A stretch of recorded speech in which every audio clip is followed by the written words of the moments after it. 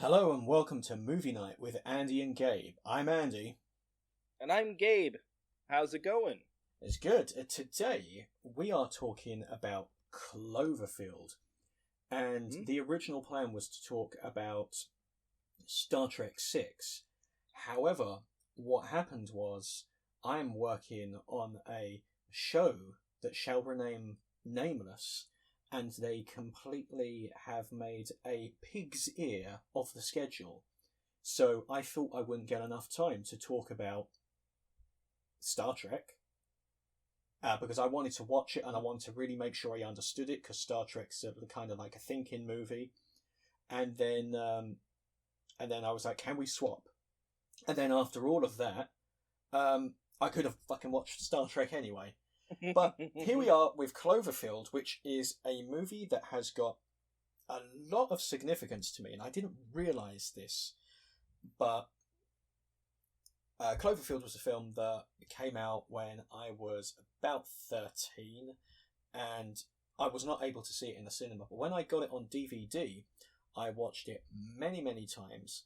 I rewatched it for the first time in about 10 years, and I went, oh god, all these characters are younger than me now.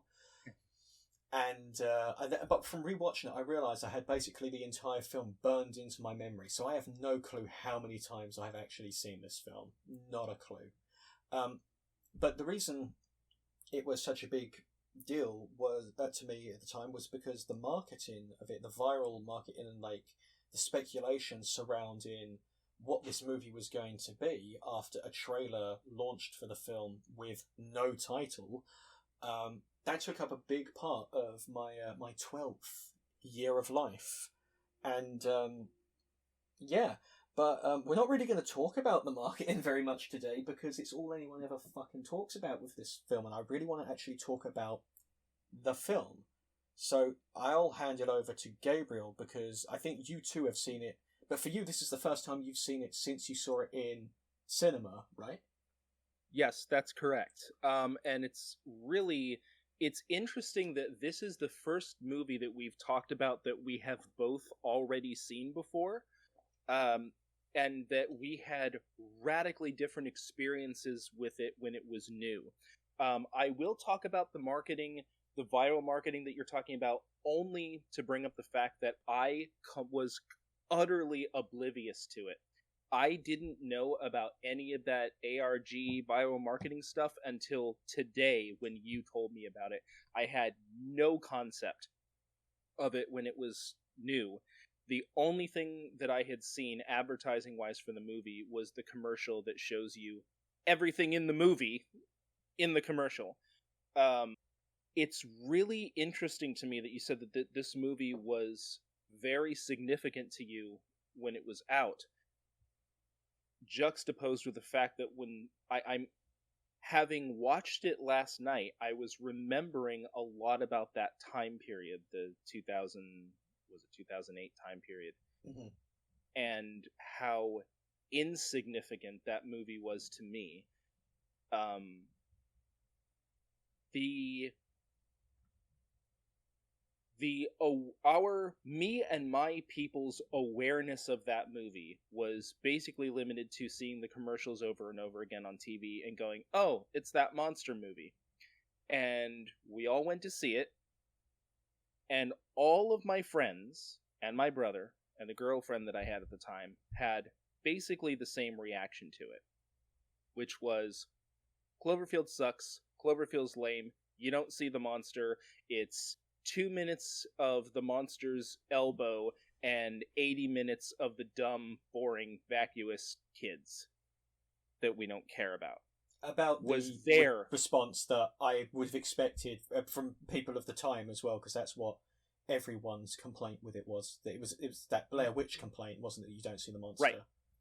Right, you don't see the monster. Exactly. So that was there. That was the opinion that I was surrounded by after seeing the movie.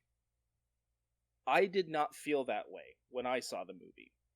I had different issues with it. My problem with the movie was almost the opposite at the time. I the the parts where you don't quite see the monster were the parts that I liked. The parts where they were talking about what was going on were the parts that I liked. When you did see the monster, I thought he looked kind of hokey. When you saw things clearly, I thought it looked a little wonky. I thought it looked a lot better when things were out of frame and out of focus, and they were just barely, because in a it's not exactly a horror movie, but when you're doing horror stuff, it's what you don't see or what you don't quite see that scares you. So that was the stuff that I actually liked. So I had a different take on it at the time. Having watched it again now, I gotta tell you, I didn't care for it. Really? I was surprised that I didn't care for it. It was not a terrible film. I have a lot of problems with it. And they're kind of complicated. So if I'll just go through it a little bit. Mm-hmm. I think one of the reasons that the reaction "you didn't see the monster enough" was so prevalent is because the movie was in part a monster movie. And the other elements of that movie were overshadowed by the fact that there is a creature in this movie. I'm not sure you can do a movie about a creature and a found footage cerebral chiller and a big blockbuster special effects movie in one thing. I felt watching this again that the budget was in some sense too big for what it was going for, and in some sense too small for what it was going for. I felt if this had been $100 million movie, it might have been better than it was, or if this had been a $10,000 movie, it might have been better than it was. The middling budget that was just big enough, it was just big enough to shatter the illusion that this was spontaneous, but just small enough to where the big action sequences were kind of jarring for what the movie was occasionally going to. There's an old saying that if you try to combine eating and talking, you end up doing neither very well. I think this movie suffered from a problem like that. It was... when you have a found footage movie that's supposed to be suspenseful and chilling and cerebral, it's one thing to do something like Blair Witch where there's a supernatural force out there that's in some sense invisible or ethereal. When you have a movie about a creature, you want to see the creature, yes, but you also want to know about the creature. You want to know where the creature comes from. You want to know what the creature's motivations are. You want to know why it's there. You want to know why we didn't know about it before. And they make little minor allusions to maybe it came from the ocean, and I'm sure there was stuff in the ARG thing that I didn't see that talked about that. But within the text, there just wasn't enough about the creature. There wasn't enough about these kids' lives. There wasn't enough about anything that was on the screen to engage us in a movie that's about a creature or about an attack or about the things that are happening to these kids. So in some sense, I think it fell short.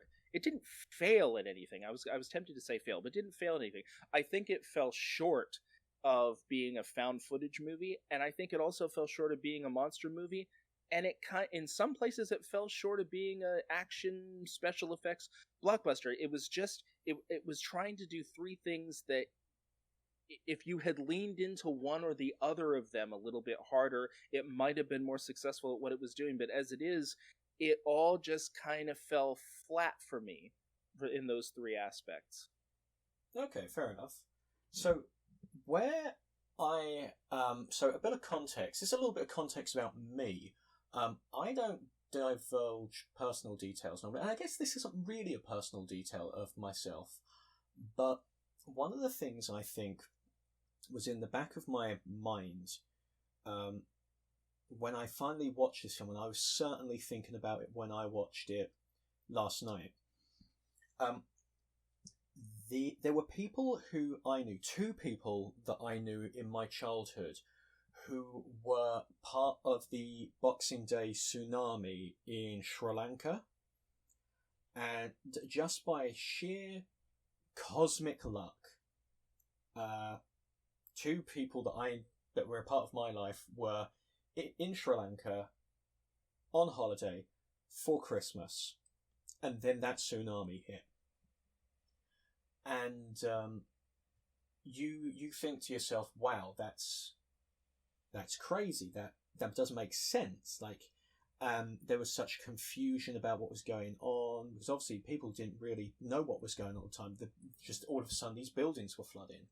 And I remember I had this person told me the story of what happened and how this tsunami hit, and how they didn't notice until their friend pointed it out that they had like a massive like gash down their arm because like a bit of metal had been whipped up by the water and like slashed them across the arm. Told me this story, and then there was something of like, man, my school they did like fundraisers to rebuild stuff that was damaged in Sri Lanka. And then what happened later was this other person, around the 10-year anniversary of it happening, it seemed to have a nervous breakdown and retired from their job. This tsunami was a weirdly big part of my life, considering it had nothing to do with me. But I looked at videos, and what I found was there were dozens of home videos that recorded on cameras on primitive phones of like inside shops, inside houses, of the water crashing in, the cars being swept away, and I looked at that and I'm like, man. And Cloverfield captures that in a way that only Cloverfield has ever captured a disaster like that. We spoke a couple years ago about Cloverfield just offhand. I think you said something like, what did you make of it? I've got no opinion on it. And I said, I think it's the greatest 9/11 movie ever made.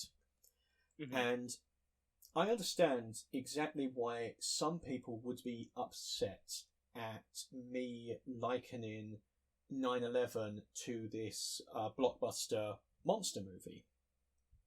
But the reason I bring it up is because there was a genre of movies around the time of 9/11 that really tried to cash in on this disaster. They tried to do, like movies about the firefighters who were, trying to save people's lives, and the real life heroes, and I have no opinion on whether or not that's tasteful one way or the other. I haven't seen those movies in a long time, and it's not my place to say whether or not they were appropriate. But I always felt that Cloverfield captured the rawness of a great,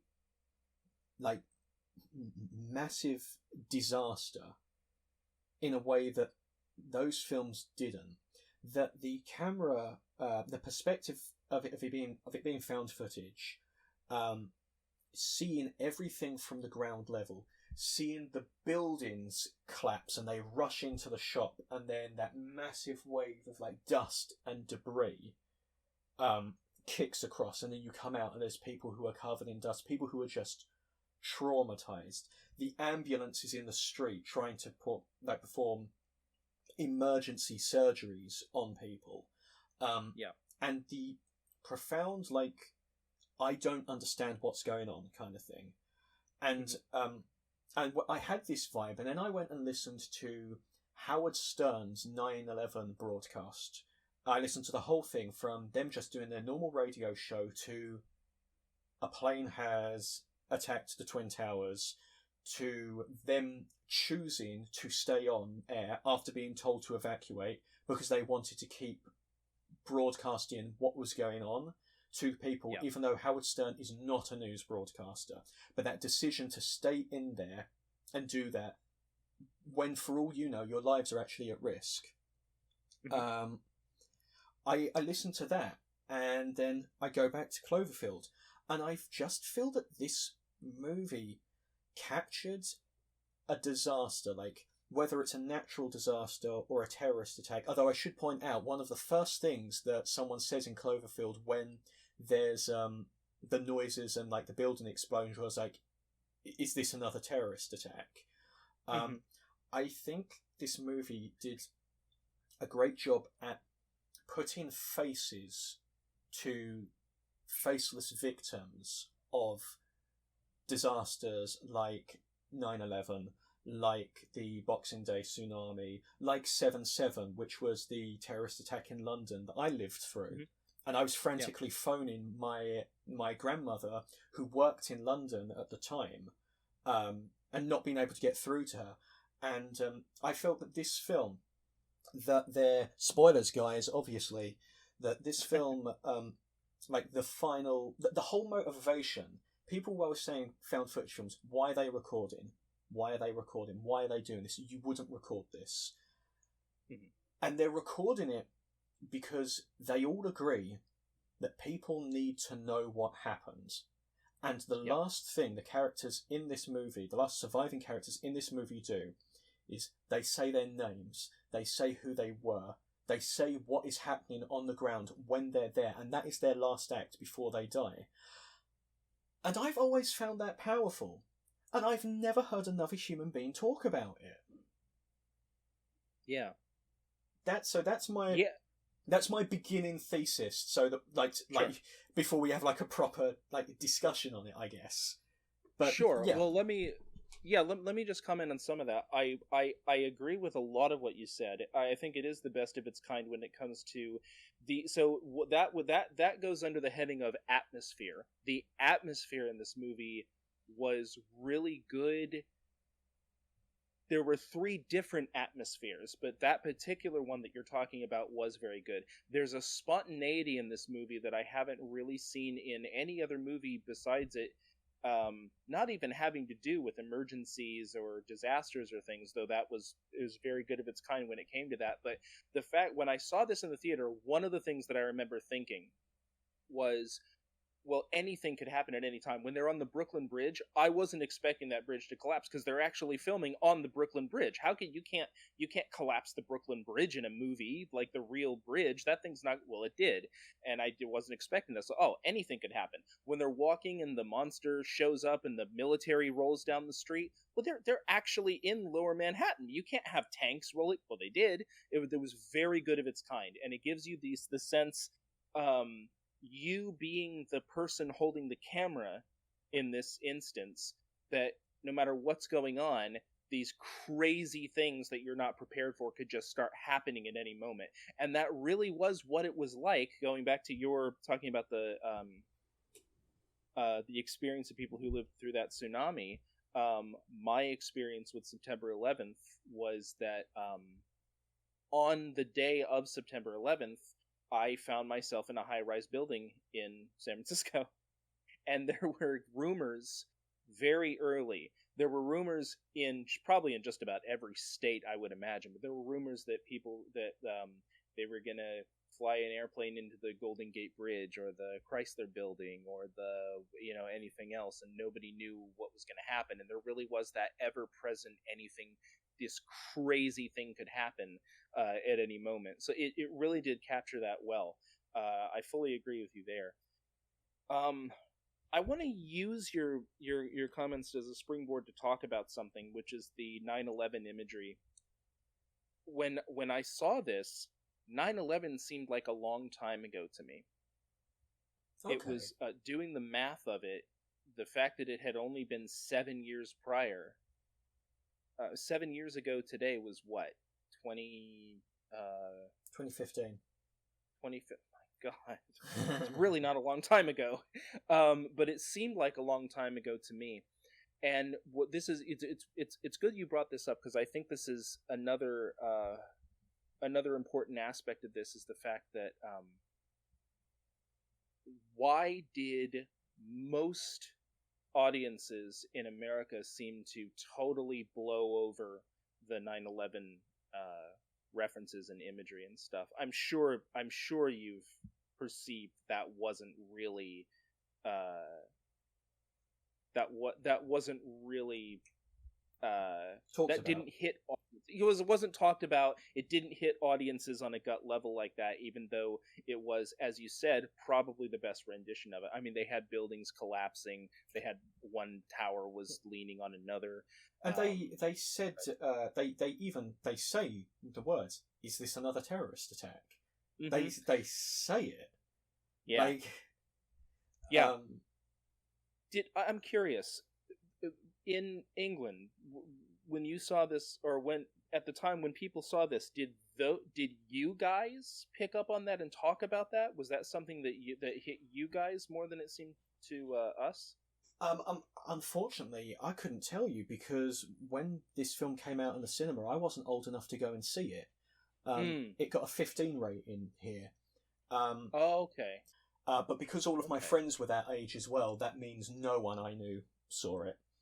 Got it. Okay. Well, my dad saw it, and he was like, "It was good. Didn't see much of the monster though." But well, so he's in the majority. I see. I thought that was an unfair criticism, because, as I said, not seeing the monster was what made it good. Well, not seeing the monster, because the reason you don't see much of the monster, guys, is because it's happening there in front of you. That means it looks like you're holding a camera and there's a fucking giant monster walking around. That's what you're gonna see. You're not gonna see this big panoramic shot with it. Yeah, exactly. That annoyed me. That was the part that was the part that was good. When the monster holds the camera and takes a selfie, it looks kind of fake. I have to say, it took me. I didn't like it when I saw the monster full on, and I felt that they did that because they felt they had to, and I thought it would have been a little bit better if we hadn't seen it. Yeah, before we go on, I just want to give you a little bit of insight into my experience with September 11th and the media that spawned from it, if that's cool. Sure. Because it's worth going over. I was 20 when 9/11 happened. I was 26. I was 5 days away from being 27 when Cloverfield came out. And in that space of time, the American media didn't really know what to do with September 11th. We had a lot of really bad country songs, like "We'll Put a Boot in Your Ass" or something. I remember hearing that for the first time and going, "Oh, that's a great." The Dead would be really proud that you made that song about the fucking thing. And NFL football players had American flags on the back of their helmets. Okay, great. And the Patriots won the Super Bowl that year. Yay, the Patriots.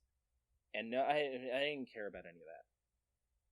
What I cared about in my personal life was the fact that a lot of my friends who were in the military, because I lived in, and still do, in a military town, might be deployed to countries to get their limbs blown off, and a lot of them did get deployed to countries where they got none of them thankfully got their limbs blown off, but almost all of them have really bad PTSD from it, or be deployed into really dangerous situations. And one of the big concerns, I was a young, strapping 20-year-old just around drafting age, so one of the big concerns was whether or not me and Dan were going to get drafted. I know that was a big conversation about how to avoid that happening. So that was my general concern. The actual attack itself was, of course, shocking and tragic, and I had never seen anything like it, and I couldn't fathom I spent a lot of time thinking about what it must have been like to be on those airplanes, and then what it must have been like to be in those buildings, and then what it must have been like to be the families of people. I thought a lot about that, and I had never really thought about those things before. And while I was thinking about that, really bad country artists were making really bad songs. What was called the anti-war movement was just starting. The war in Afghanistan was about to begin, and Star Trek Enterprise was trying to do a plot about how there was an attack on Earth, and we all knew what they were doing, and it was too obvious, and everybody who was doing this seemed to be too close to it to really talk about it correctly. And I didn't care about that. And then the Oliver Stone movie came out at some point, and I didn't really fine. But the reason that we were all so blasé about it is that in and amongst these concerns, and in and amongst this media, the news media and political campaigns were showing us those airplanes flying into those buildings over and over and over and over again. We saw people jumping out of the buildings over and over and over and over again. The collapse over and over and over. And then a couple of years later, we had a presidential campaign, and then we saw all of that footage of these real people dying horribly over and over and over and over again. And the building collapse over and over and over. And then the 9/11 truth thing happened. Then we had to see those images all over again in slow motion, fast motion, every angle that you could possibly see. This horrible tragedy and grotesque event was just burned into our fucking retinas, and every day you heard 3,000 people died, 3,000 people died, 3,000 people died, 3,000 people died, 3,000 people died. The scenes of people holding up signs of their missing relatives that they'd never seen again. It was constant. So the fictional media was like nothing to us, because we saw the actual events and were told about the actual events and were reminded about the events over and over and over again in order to go to war, in order for why we were going to war. If you were against the war, you got to support the troops because 3,000 people died. And here's another shot of this airplane flying into a building where hundreds of people just died and thousands of people are going to be trapped and die later. And we just saw it so much that by the time 2008 rolled around, we were exhausted. And it was just like, okay, we get it. We've seen it.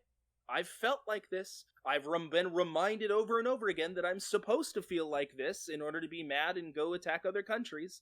And it was just deflating. And I think one of the reasons that, at least here, people seem to be like, oh, it sucked you didn't see the monster and didn't get the subtle atmosphere of it, is that we were sort of numb to it. And by the time we got to Cloverfield, we just wanted to see a monster movie. We didn't want to think about the stuff that we had seen to the umpteenth degree. That at least that was true in my case. Like, seeing that building collapse and seeing the tower collapsed onto the other tower, fucking over it. Like, for real. We were just numb, I think. So, it makes sense. There's that. It makes sense, because I think that this is a film that is actually better today than it was then. Because after this film came out, another film came out. You might have heard of it, The Dark Knight. It was at the time the fourth highest grossing movie ever to be released. It was considered to be one of the best movies of all time. It's been talked to death, and we will never talk about it on this show. There's nothing else to say. I was going to say, not by... When you said it's known to be one of the best films of all time, I was going to break in and say, not by me, but by other people. But that film was a blockbuster that tackled political themes and ideas and gave you challenging imagery. And for some reason... probably, to be honest, probably because of Heath Ledger's performance, And the fact that he died before the film came out, which really like amped up the amount of eyes on the product. People started to like notice more, and then films like that became more common, more like high concept films that had a cerebral undertone to them. Like Inception, like Interstellar. A lot of Christopher Nolan films are like this. And I think today you could look at Cloverfield, and because also you're not so numb from like the 9/11 imagery, because because now a 20-year-old wasn't alive when it happened. God. You can sort of appreciate more the sort of thing it was going for, but I don't think audiences of the time were ready for this, and I think what set this film up for disappointment in some ways was that for quite a while people thought this was actually going to be a Godzilla film. I don't mean a movie like Godzilla. I mean people thought that this was a Godzilla film. That was the main theory. From in hindsight, it doesn't make any sense because you would slap the Godzilla label onto the film, and it is a Godzilla film, but it's not the sort of Godzilla film that people think of. This film is a lot like the original Godzilla. The original Godzilla, which we'll talk about one day, is about the people on the ground while a great disaster is happening. And and Godzilla is, of course, a metaphor for nuclear weapons. I don't think that the monster in Cloverfield was intended as a metaphor for a terrorism or a natural disaster or anything like that. I honestly don't think that they would have necessarily thought about that too much. But I think what made it into the cinemas, you can definitely read as a metaphor like that, whether it was intended for it or not. And that made it a lot like the original Godzilla. Yeah. But the average audience goer has never seen the original Godzilla. They've seen some of the sequels where Godzilla locks horns with another monster and bashes its teeth in. But I think that's part of what set it up for failure, because it's not a monster film in the same way. I always say this is a disaster film. I wanted to shift gears because I'm going to go on a little bit of a rant about one of the complaints I always hear about this film, where I've seen so many people, usually on Reddit, saying, I hated the characters. I was rooting for the monster. I wanted the characters to die. And my question to those people is, who hurt you? What did they do? What did they do? Yeah. Like people like the characters make dumb decisions, and I don't believe that they would like people go, I don't believe that they would climb that high-rise building to try and rescue her while this is all going on. I was like, really? You don't believe that people would do that? Because I can tell you for a fact people would do it. Yeah, absolutely. I don't have to be, I think people would, I know people would do it. Yeah. Because I grew up in a country that faced the Blitz. I know I know that people would do it because I heard stories from my grandmother, you know? I never I never questioned whether or not that's something that they would do. That it never even occurred to me that they wouldn't have done that, or that was a dumb decision. That wasn't a dumb decision. They saved her. Yeah. Huh. Yeah. I don't get that. And I think the characters are really why I think this film works. And whenever I hear people say, no, the characters are all douchebags, I don't like them, I'm like, what did they do? I don't understand think they were douchebags. Well, let me talk about that a little bit. I had a problem. All of the problems that I have with this film are different from the ones that I had a problem with the characters, not as characters. I didn't think they were douchebags. How was he a douchebag? He risked life and limb to go save a person that he could have just escaped. Like, how is he a... I don't get that. My problem with the characters is the fact that, remember earlier when I said that this movie should have leaned a little harder one way or the other? Yeah. Here's the thing. I saw the Blair Witch Project in the theater when it was new. Mm-hmm. And one of the techniques, that movie was actually a shoestring budget. And one of the techniques that they used was to never really tell the actors when they were filming parts of the movie as opposed to the downtime.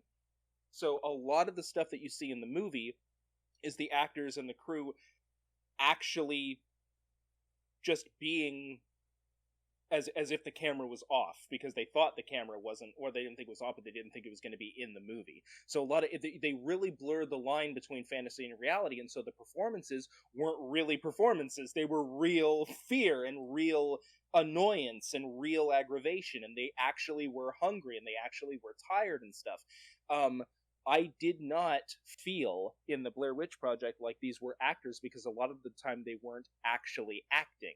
And they did a really good job of making this seem like it was actually people just with a camera trying to do this film project. This is not a dig at the actors. The actors in Cloverfield were very good. I can tell that this is a script. Sure, and sure.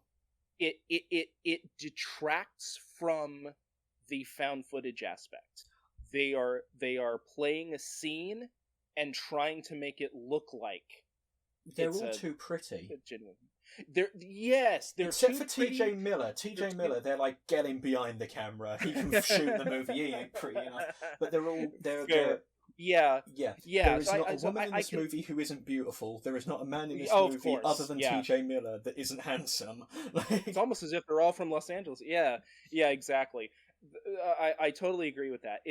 They're too pretty, and they're too... I can tell it's a performance for a movie. They didn't do a bad performance, but they didn't make me feel... They didn't convince me that this was... Real, spontaneous. Sure. And for the parts, this is why it's a tale of three movies. At the parts where the monster comes out for a second and they're running around, that's fine. At the really dramatic parts, the part where Marlena, where she's like, I don't feel so good, and I look at her, I'm like, oh my god, and they're like, we got a bite, and you're like, what the fuck? And they take her back there, and her head explodes, and that was extremely well acted, that was extremely tense, that was extremely eerie. But it's a movie scene. It's a movie scene. It's not something that somebody shot it's spontaneously. Sure. It's a movie scene. It's a really good one, but it's a movie scene. And I compare that to climbing the building, or compare that to when the monster hovers over the camera for a second.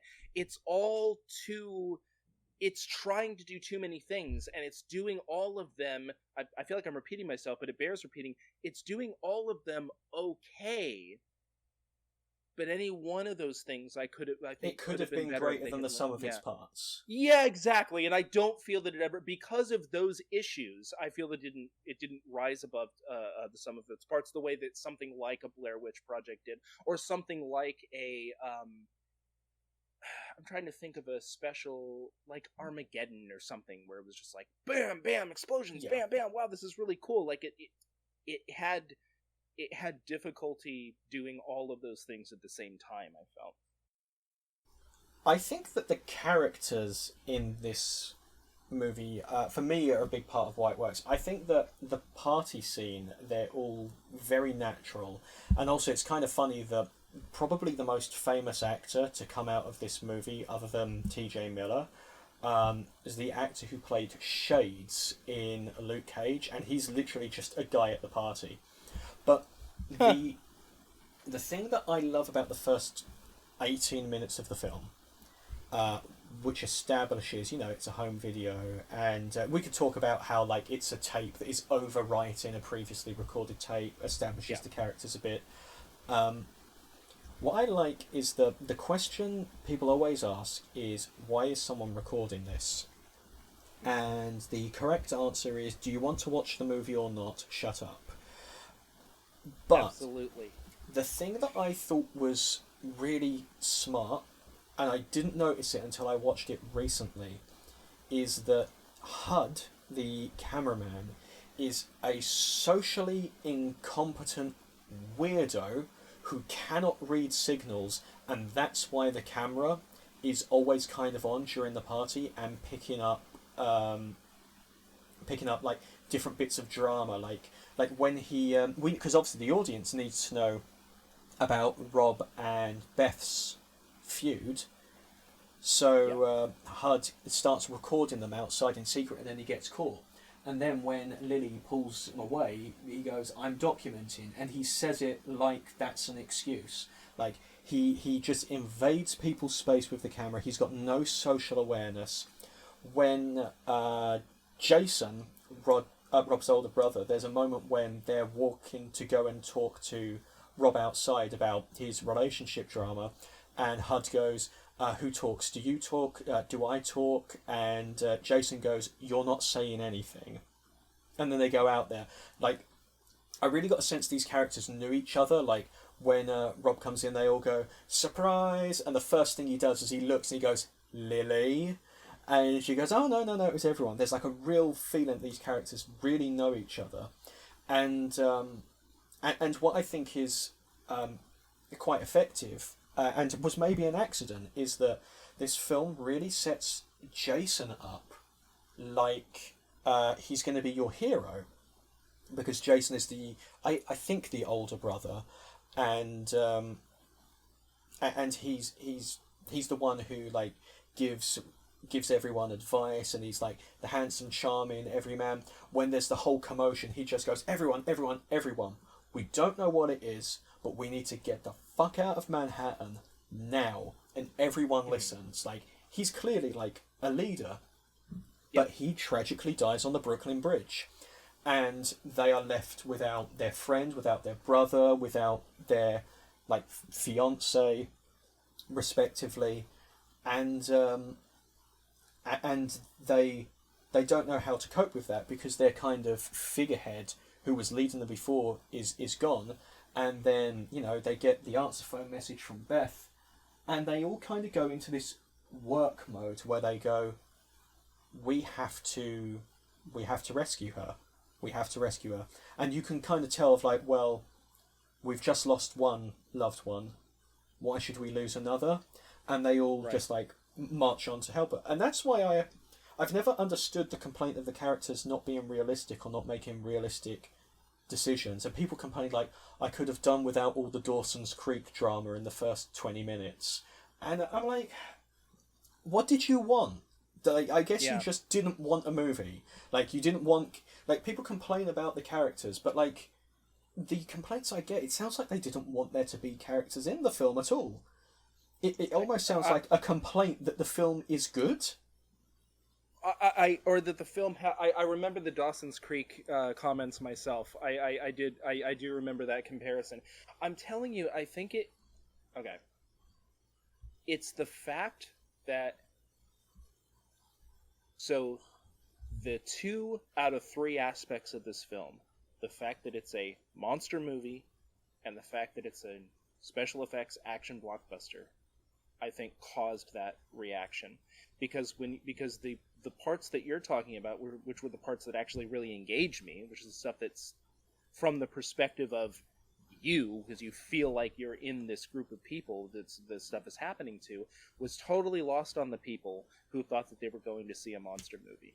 And totally, they treated those elements of the film like the elements of a pornographic movie that everybody hates, like people walking through hallways and opening doors and sitting down and talking and things like that. When you want to get to the action, and I think that was the perception of a lot of people that saw the movie, because what else did you see in the commercials that was trying to convince you to see this movie other than the Statue of Liberty's head, boom, bam, and explosions and raw monster? And this was sold, and not even just sold, but intrinsic to the movie were 2 aspects that I think are incompatible with the kind of narrative that you're talking about, or not, if not totally incompatible, that make it very difficult for that aspect of the movie to really come through to the audience, because by the time the audience are in the seats, they want to see a monster movie, and all this bitching and moaning and drama and stuff is just getting in, just to them at that time, just getting in the way of that, unfortunately. Yeah, that's why I joked before that I think audiences of the time were too dumb for the movie. And I say things like that flippantly because I get really frustrated with casual audience goers, but I do recognise that's a me thing. But, like... Think about that. I think you could have said that about the Blair Witch Project. I think you could have said that about any number of movies, but this was a monster movie. That's the thing. The problem with having a creature in the movie is that you do have to cash in on that. You do have to give the audience some of that. I think the movie did, but it was the other two aspects of the movie that this was a monster movie, and it was a special effects action movie with explosions and guns and stuff, and that you wouldn't have normally in a more cerebral narrative about people. And I don't think that the cerebral narrative about people was handled as badly as a lot of my friends did, who were just wanted to see the explosions and the monster. But it's almost like when you commented about Buffalo 66 at the death of the author, that was about the hardest movie that you could have done that with. The asking people who were going to see Cloverfield in 2008 to really resonate with these 20-somethings talking about their personal lives is about the hardest sell in a movie like that, with a creature and explosions and special effects and whatnot. Sure. Is part of the problem. So in this case, where I would normally, to put a period on that, I would normally agree with you. I don't think that's true in this case. I think the audiences had a reasonable expectation that this was going to be more of a special effects monster movie than a drama. Ryan Hollinger, who has spoke about a lot of different horror movies, he was talking about a completely different found footage film. I think it was like The Pyramid or something like that, one of his more recent videos. One of the things he remarked on was that every found footage film has to kind of justify why the film is being recorded and how the shots that you get are there. And he said the case with Cloverfield is that character's just got a good eye with the camera, which is a skill that some people just have, or there's something that's just innate to people. And I think that a lot of what made this film work was when Hud is the cameraman, which is the majority of the movie. He's socially awkward, so he will get in people's faces and record things he shouldn't be recording. And then when the disaster is happening, he's got a good enough eye with the camera that he is able to quickly get like a snapshot of the monster or something like that. And and where I don't think the found footage aspect for me worked was the very brief moment where Jason was the cameraman, when he comes in and he goes, "Hey Hud, I need you to record the party for me." Yeah. That's the bit for me that I was like, I don't think this works. And the other bit for me that I don't think works is what I call the cowardice moment, where Hud, the monster somehow sneaks up on them, and then Hud gets yeeted into the air, and you're like, oh, you're stretching it then. But then they immediately pull it back with the characters like grabbing and recording sort of like their last testimonials of like, this is who I am. And I think that immediately pulls it back. But it's just that process of getting there. Almost think I would have preferred, if you had to do the money shot, a good shot of the monster in the distance. And if you have to kill off Hud... Yeah, the monster's in the distance rampaging. If you have to kill off Hud, maybe it's one of the ticks. Yeah. Definitely. Yeah. But the idea, because Marlena says it's eating people. And I mean, far be it from me to disagree with her, she saw it. But the idea that this monster ate people is a hard sell. You know, like in Jurassic Park, when they always say the T-Rex probably wouldn't be pursuing them like this. Yeah. Like, in Jurassic Park 3 when the T-Rex is literally eating, and then it sees Alan Grant, and then it chases after him. But it wouldn't, because it's got food. Kind of like that. Yeah. But those were the bits for me that were like a stretch. For sure. Yeah, I get that a lot. With the monster eating people, my conception of that was that it was eating large groups of people, not individual people. Like it was traipsing through the city and just like devouring people like kelp or something like that. But yeah, one person, I don't know. And it's very funny you said he snuck up on them. He did. I thought that shot was very obligatory. I feel like some executive said, "Hey, you got to show us what the thing looks like up close," and that was put in there for that reason. It was disappointing. Yeah, the found footage nature of it, the shot. Yeah, I totally get what you're saying about HUD just having a natural. And it's funny because people said then, well, why are they filming? But when anything happens nowadays, if anything happens, you see people pull out their phones immediately. People watch rock concerts, or I guess there are no rock concerts. My wife said the exact same thing. Yeah, they sit there and watch. They sit there and watch live shows on their phone to record it. Like that absolutely is a thing now. It was that movie was kind of ahead of its time in that sense. Yeah, and they tell you why they're recording it.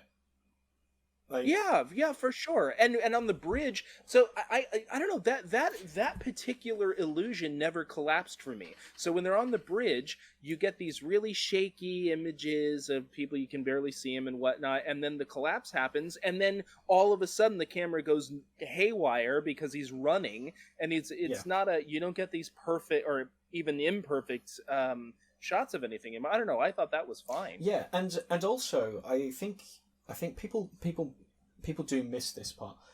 That movie starts at night, pretty much, and then by the end of the movie, it's morning. So that's the whole night. Now, Cloverfield is literally the tape. It starts off with property of the US government. The length listed on the tape, like at the start, is the exact running time of the movie. Yeah. And he's taping over a previous event. So the film's only about 80 minutes long. The idea that he has 80 minutes of footage from an entire night and that there's lots of stuff you don't see, I don't know. It doesn't stretch it for me. Like he only records 80 minutes of an entire night. You know? That actually never occurred to me, I have to say.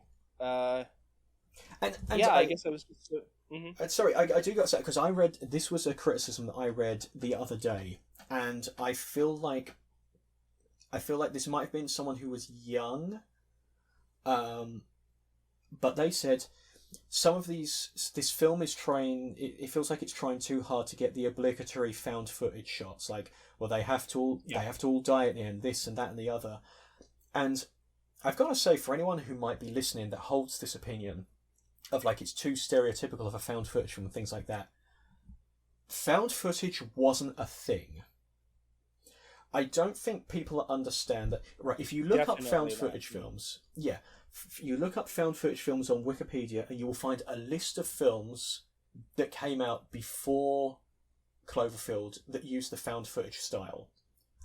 Other than the Blair Witch Project, nobody saw them. And people will bring up Paranormal Activity. Hadn't come out yet. Paranormal Activity had film festival screenings in 2007 before Cloverfield came out. But it didn't have a proper widespread release until 2009.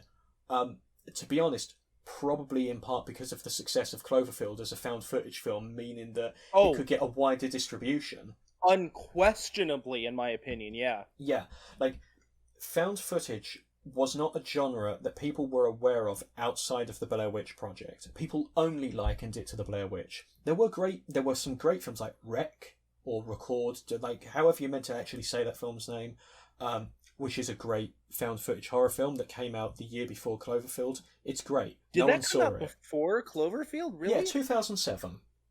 Really? I saw it and I thought it was I thought that was scary as fuck. Yeah. I can't believe that came out before Cloverfield. But that if I remember correctly, I think that was wasn't that a Spanish film? Spanish, yeah. yeah. Okay, good. Yeah, it was Spanish, and the American version was god awful, as you might imagine. Yes, and I've seen it.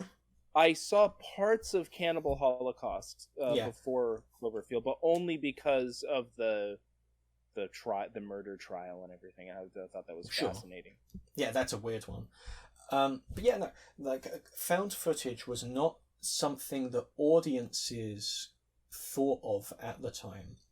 And so you can't really complain that Cloverfield is generic within a genre that it kind of helped to codify. It takes exactly. Yeah, it takes lots from the Blair Witch Project, obviously. Mm-hmm. But the Blair Witch Project was also quite a long time ago by the time this film had come out. And there weren't lots of big, popular, successful found footage films before Cloverfield. And then after Cloverfield, you started getting more and more of them with more widespread mainstream releases because Cloverfield was a pretty big success. And then Paranormal Activity finally got its widespread release and it was huge. So like complaining that Cloverfield is too much like other found footage films, it's like you're kind of getting it back to front. Yeah. I totally agree with that. I never even considered, because exactly as you say, there wasn't a found footage genre when I saw Cloverfield, and there certainly was. It blew up after that, and people, I think, started to get annoyed with it. Yes, very quickly. Many of them. Mm-hmm. Very quickly, in because ways that ways that I think they're mostly bad because they are. Like I'm going through a list of found footage movies actually, and it's kind of shocking to me how many I've seen. I saw the Blair Witch Project in theaters. I saw Cloverfield in the theater.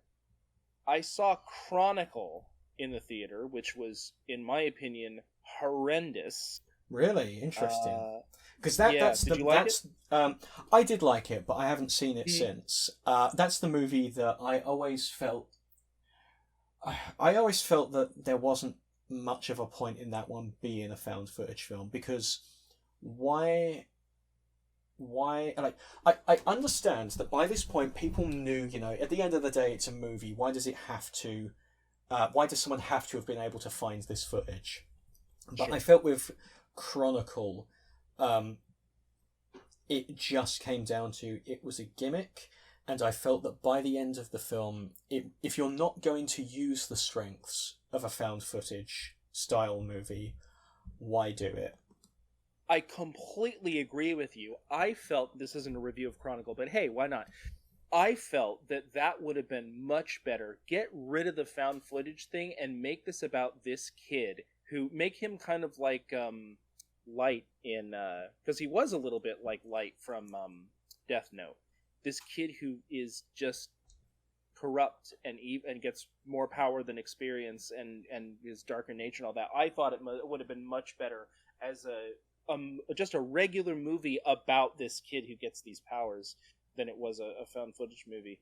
I called it REC, but Record or whatever. I saw that one. I didn't see it in theaters because it wasn't here, but I saw it on.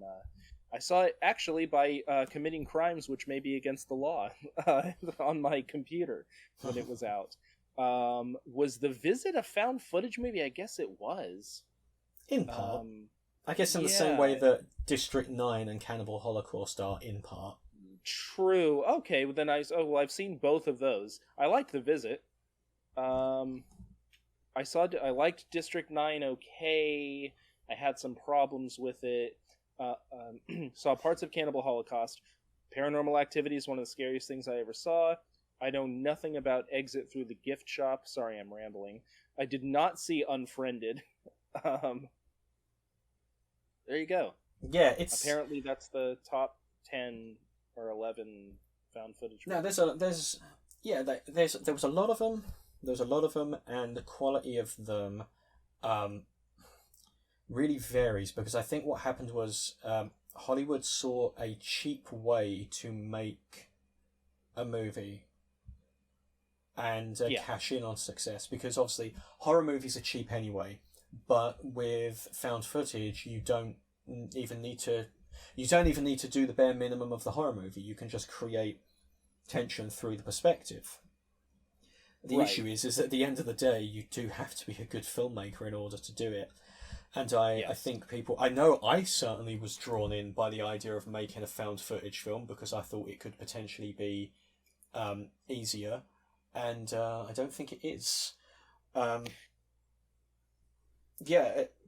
I mean, it's easy to do a bad one. It's not easy to do a good one. Yeah, because you've got to remember that Cloverfield was not shot on a little handy cam, although apparently...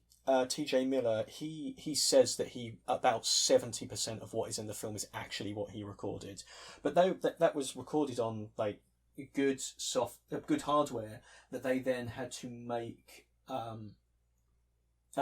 look a bit rougher.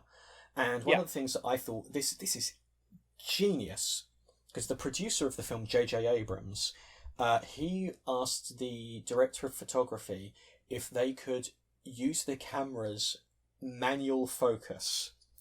And if you're not too familiar with a camera, like obviously you can control the depth of field, what is in focus, what is not. You can focus on the background, you can focus on the foreground.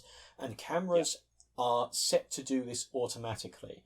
But if you're making a film, you turn that off and you take control of the focus so you can get exactly what you want. He asked the director of photography, can I use manual focus for these films? Like, would that be acceptable? I say can I use, he didn't direct the film. A lot of people think he didn't. But can we use manual focus? And the director of photography went, absolutely not. It is too unpredictable. We can't use automatic focus. We have to use manual focus. But I can manual focus in a way where it looks like the camera is auto-focusing. So nice. The director of photography, who is just an absolute G, manipulating the camera's focus to make it look like the camera is focusing in and out, like trying to do it himself, but it's actually the cameraman who is doing it all.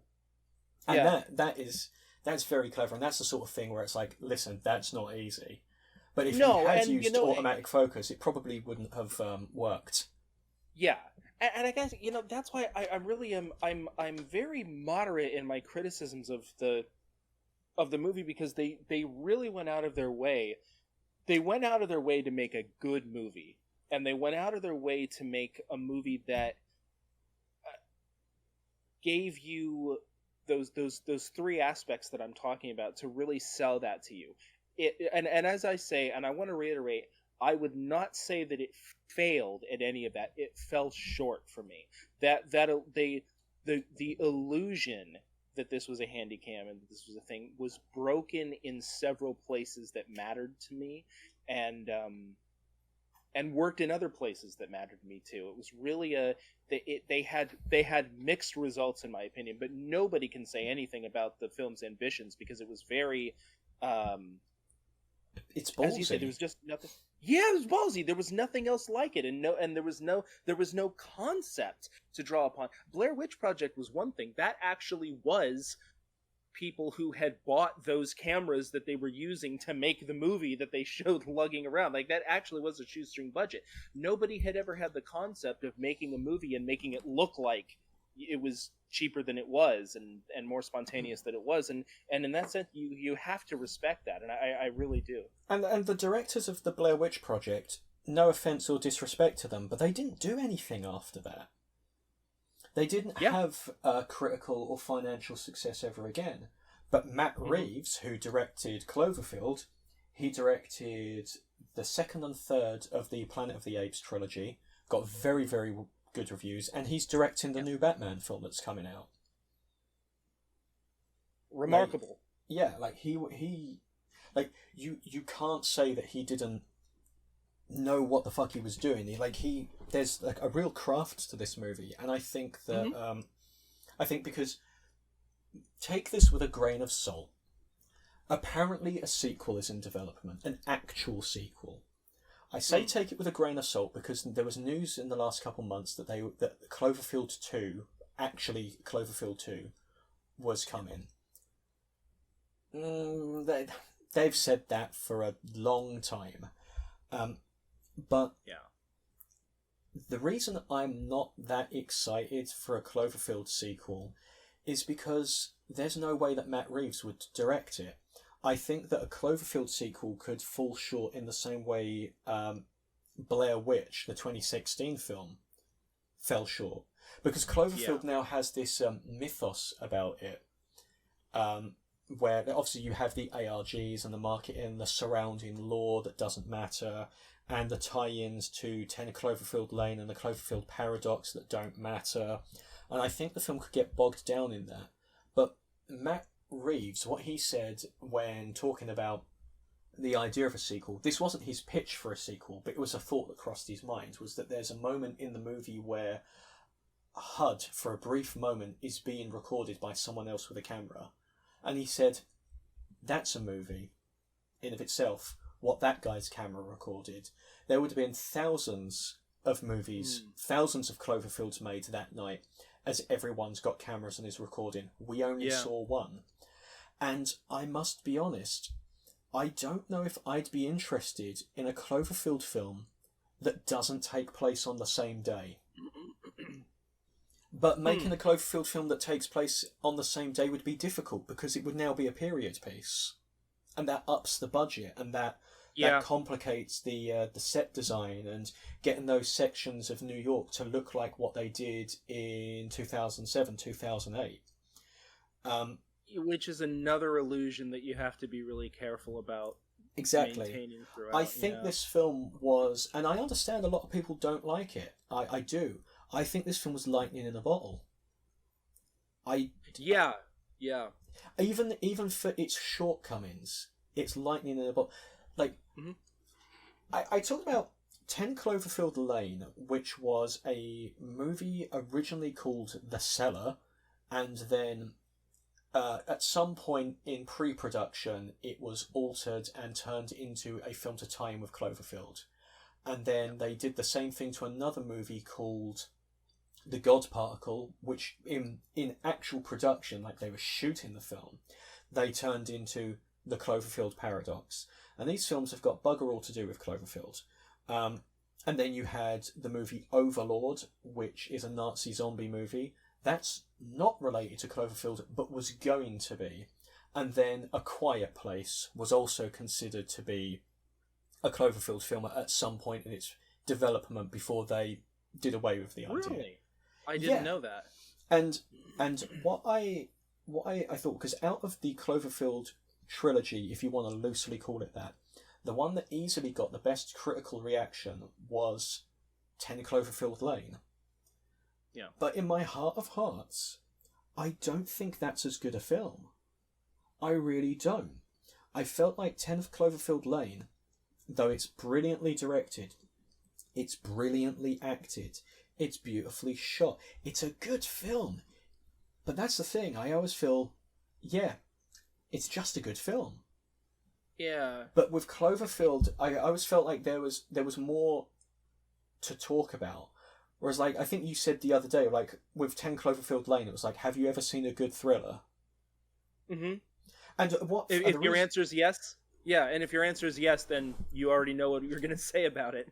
Yeah, and the reason I so desperately wanted to talk about this film is because the stuff that we've been talking about today, no one talks about. People only talk about the marketing and the ARG and how the lore may or may not be connected to the other two films. No one talks about the film. And I hate that because it's not like, because the pedant would go, if no one's talking about the film, then it's probably because the film's not worth talking about. And I completely reject that notion. I don't think that is true at all. There is so much to talk about this film, but people just don't. And well, that's why I say this one's lightning in a bottle. Yeah. Like, there have been other 10 Cloverfield Lanes, but I only think there has been one Cloverfield. I fully agree with you there, and the reason that 10 Cloverfield Lane, the reason that although it is everything that you said, it's a very good movie that was very well acted, very well directed, and very well written, the reason that there's so little to say about it in comparison to Cloverfield is that it was so pedestrian. It was so conventional. And Cloverfield was anything but conventional, anything but pedestrian. The problems with that movie had to do with the fact that it was revolutionary in certain respects. Just nobody had ever done anything like that before. People have done 10 Cloverfield Lane before. People have done, for better or worse. People have done 10 Cloverfield Lane since.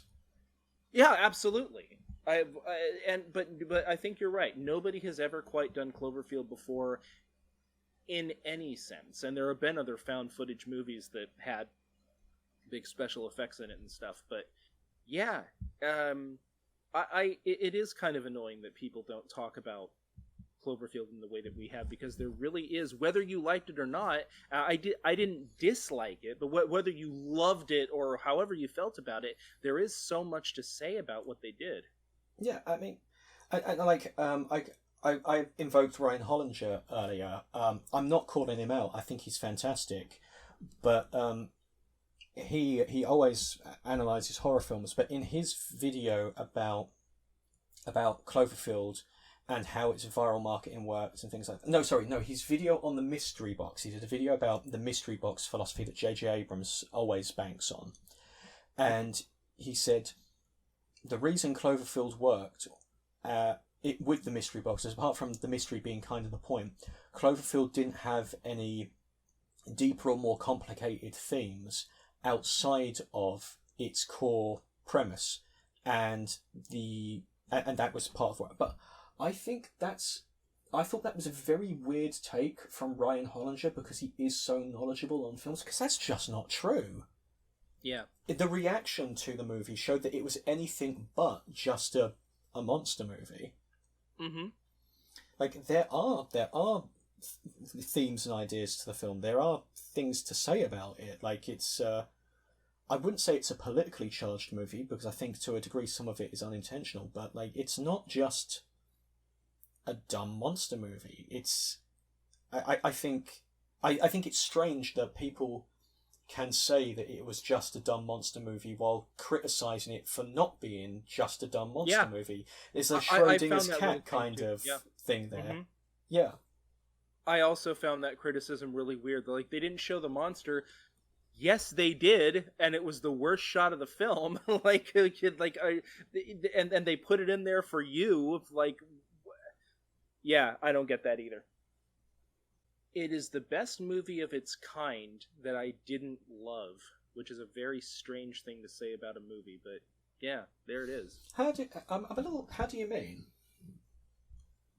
Well, because there's so much about it that I appreciated, but that I loved pieces of it, but not as a whole, which is weird. Like when Marlena, when they say they've got a bite and her head explodes, that was amazing, and the way that was done was amazing. I will never forget the Statue of Liberty's head rolling down the street. That still looks good today. I really like the tense atmosphere. I like the way that the people talk to each other sometimes. I liked how they used the monitors as a way of getting information to the audience that there was actually a monster out there, and to the characters that there was a monster out there. I liked how you went from the monitors to the street where it was actually happening. I thought was really cool. Like, there's so many amazing things that I can say about it, but at the end of the experience as a whole, it all kind of fell flat for me, and that's a really strange place to be with a film like that.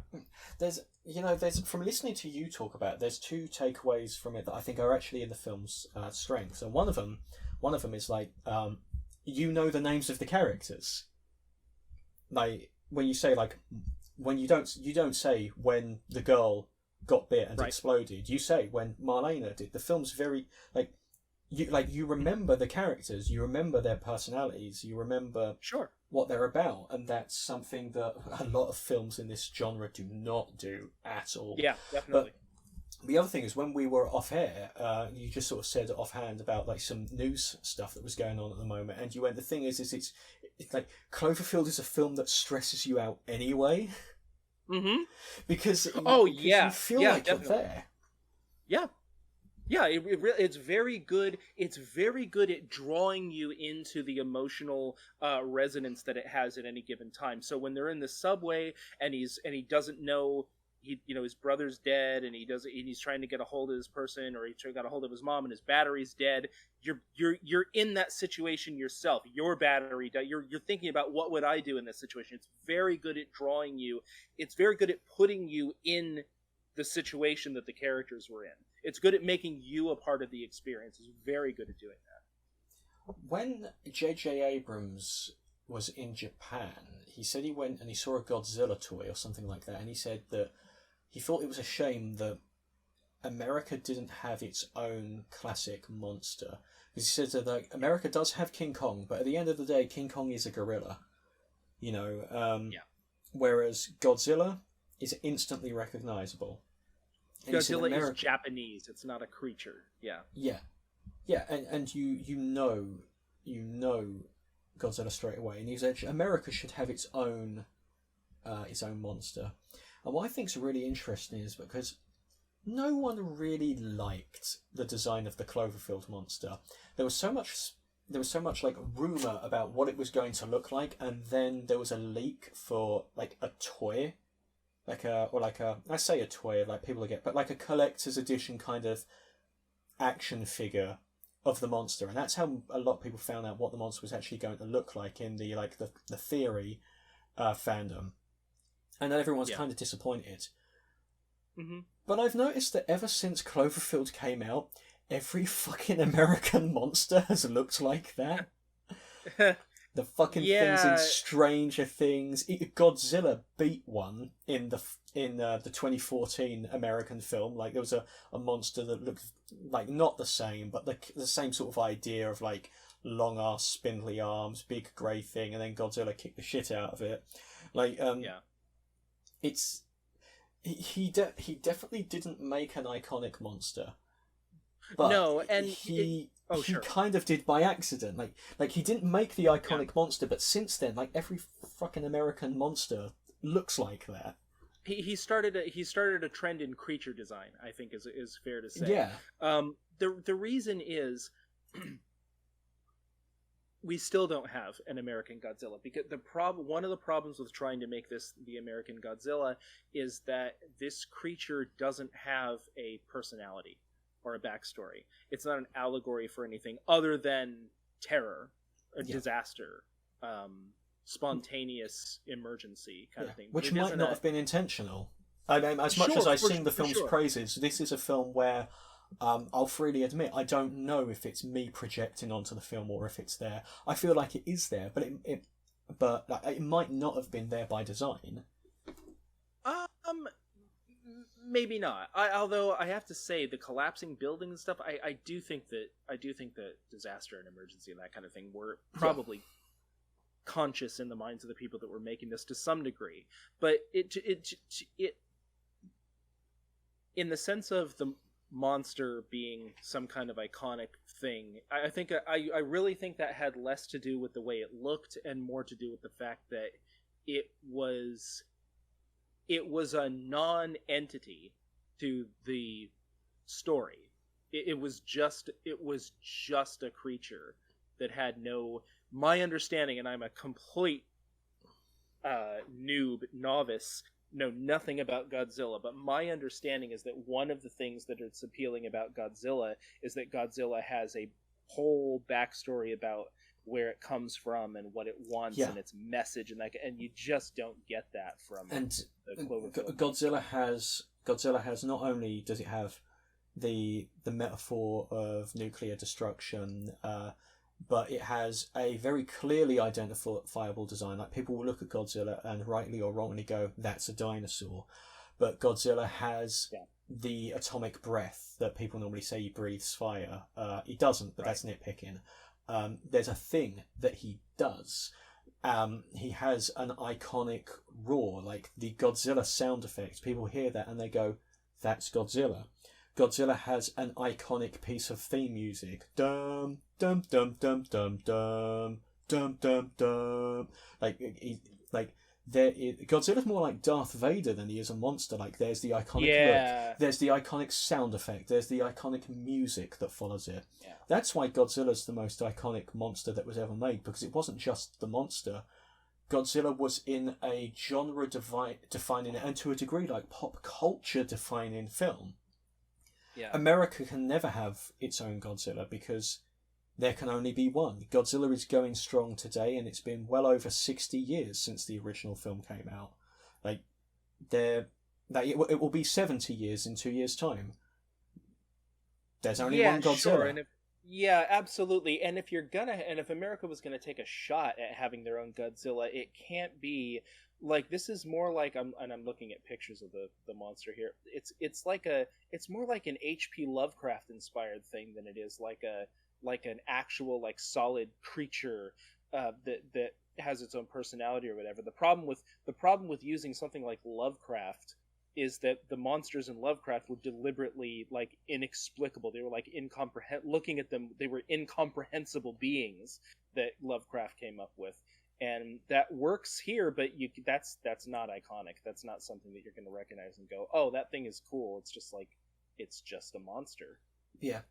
And a complaint I heard about the film, because since we're now talking about the monster, was that someone said that because they run into the monster multiple times over the course of the film, it makes Manhattan feel small. I would argue that the monster is very big. Yeah. But the thing is, as well, is so I don't know if this was in the ARG or if this was in, but I don't know where it came about, but it's surrounding material. Apparently, the lore of the monster is that the monster was a baby that was looking for its mum. I don't know how accurate that is, but that's what I've heard persistent.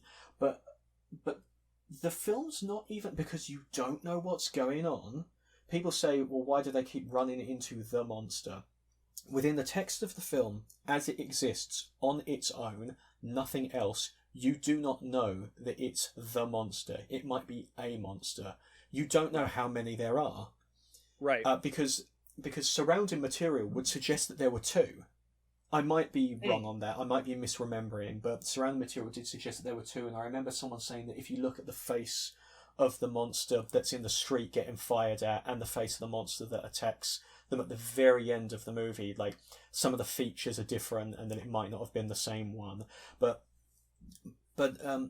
I think that's part of the film's strength, is so much is obscured from you. You don't know what's going on.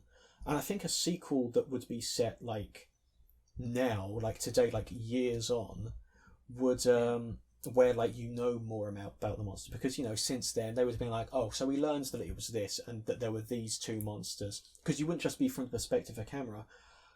I think it would spoil it.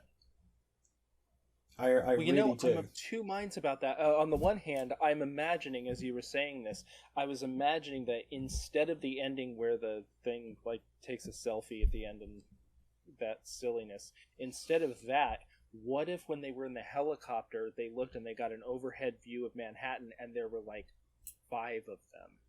Like, yeah. How much of an impact would that have been? Like, oh shit. But on the other hand, well, I mean, at the time it would have detracted from their, we want this to be our American Godzilla thing, but fuck that, it wasn't anyway. So like, exactly. No, and obviously with 10 Cloverfield Lane, the ending of that film, everyone was kind of anticipating it to be the Cloverfield monster. Like, I think some people, because I didn't think that it was set at the same time as the original movie. I thought it was set in modern day, and I wasn't even clear if it was in the same universe. But I could understand someone thinking, oh, it's the Cloverfield monster attacking, and that's what they're hiding from. But when she comes out at the end, fuck you, aliens. Alien spaceship, weird alien hunting dog thing. You're not getting that Cloverfield monster. I liked the aliens thing. I thought that was creepy as fuck. Yeah, but I like that when they had an opportunity to add more to the original movie's lore and explain it. They just didn't. Yeah. So, yeah, that was Cloverfield. We've talked about this one for a while, actually. It was fun. It was good to see it again. It was, yeah. I was a little surprised I hadn't seen it in so long, considering how much I remembered of it. So, what would you say? 'Cause my closing thoughts is I think it's a great disaster movie. I think, obviously, to a degree, I've got sort of like a nostalgia for it because it was a big part of my like my teen years, and you know, all the stuff that like pretty much everyone who likes Cloverfield will tell you more or less the same as what I did. But I think it is a really impactful and like often very harrowing movie that doesn't get, in my opinion, appreciation for what the film does as a film. That's my closing thoughts on it. What are your closing thoughts?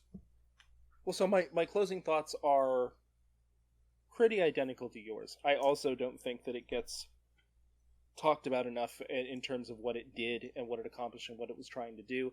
My problems with the film were very different from my friends and from most people's. I did not care that you didn't see the monster. You did. I didn't care that I didn't perceive it as a Dawson's Creek thing that was just interrupting the action. My issues with the film were the fact that the elements that were there that were very good, I felt may have been better if the film had leaned one way or the other into them. But as a whole, it was very good of its kind. I'm not sorry that I saw it, and it's remarkable for what it was at the time. And I agree with you that I don't think something like it has been done since. Well, that's that. Thank you, and goodbye.